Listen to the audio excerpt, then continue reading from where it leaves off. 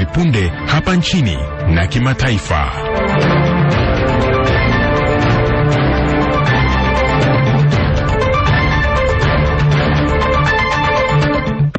Karibu tena, na katika kuhitimisha mwanga awamu ya saa 3 usiku tuelekee kule Kisii ambapo wakazi wa eneo la Bagusi Nyanza wameomba kumuunga mkono aliyekuwa waziri wa usalama wa ndani Daktari Fred Matiang'i katika azma yake ya kuwania urais katika uchaguzi mkuu wa 2027.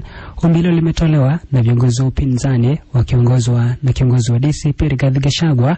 Mwanahabari wetu Diana Mukhwana amefuatilia taarifa hii na hii hapa ripoti yake kwa kina. Fred is a utility player. Ombi hilo limetolewa na kiongozi wa chama cha Wiper Kalonzo Musyoka pamoja na kiongozi wa DAP-K Eugene Wamalwa, kiongozi wa DCP Rigathi Gachagua na gavana wa Trans Nzoia George Natembeya. Viongozi hao wamezungumza katika eneo la Elkerenyo, kaunti ya Nyamira, walipokuwa wakifanya mashauriano na wakazi wa eneo hilo. Wamesisitiza umuhimu wa jamii hiyo kusimama imara nyuma ya Matiang'i, hasa wakati anatarajiwa kuanza ziara za kuimarisha umaarufu wake kote nchini. Hii timu tumekuja hapa ili you hand over this man. Mimi nimefanya naye na Uhuru Kenyatta, najua yeye ni mchapakazi. Najua tukienda kuwinda, tukienda ile game tunaenda ya 2027, Fred is a utility player.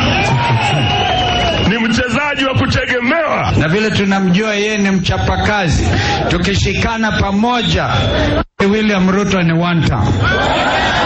Kwa upande wake, Gachagua amesema kuwa iwapo viongozi na wakazi wa jamii hiyo hawatamuunga mkono mmoja wao, itakuwa vigumu kwa mgombea huyo kupata uungwaji mkono katika maeneo mengine ya taifa. Hi cousins, kama mnataka tutembea na huyu kiongozi tutatembea na yeye. Tutamheshimu kwetu, lakini lazima kwanza ndio sisi tumheshimu, aheshimike nyumbani. Sema kwamba sisi hatutagawanyika.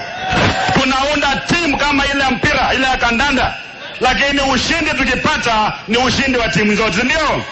Hata hivyo, Matiang'i mwenyewe ameelezea utayari wake wa kupeperusha bendera ya upinzani katika uchaguzi ujao, akisema yuko katika nafasi nzuri ya kukabiliana na Rais William Ruto. Nitaenda kucheza huko nje kwa sababu sasa mmenipea kazi ngumu kidogo ya kubeba hii, na nitabeba hii kwa heshima, na nitawakilisha watu wetu kwa heshima, kwa unyenyekevu na kwa kufanya kazi pamoja na nyinyi.